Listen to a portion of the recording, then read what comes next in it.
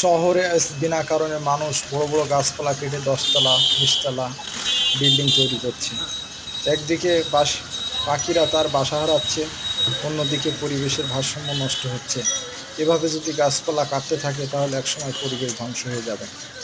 আজকে পাখিরা গাছে ঠাঁই না পেয়ে ভাই, শত শত পাখি আজকে কারেন্টের খুঁটির ভিতরে এসে বাসা বাঁধছে। শত শত পাখি আজকে কারেন্টে পিলার। প্রথমে যে পাখির যে অবস্থা দেশে, আবহাওয়ার যে পরিবর্তন, এই জন্য পাখির কী অবস্থা দেখেন। গাছগাছলা না থাকাতে পাখি এখন খুঁটির ভিতরে এসেছে। আপনার মতামত কি?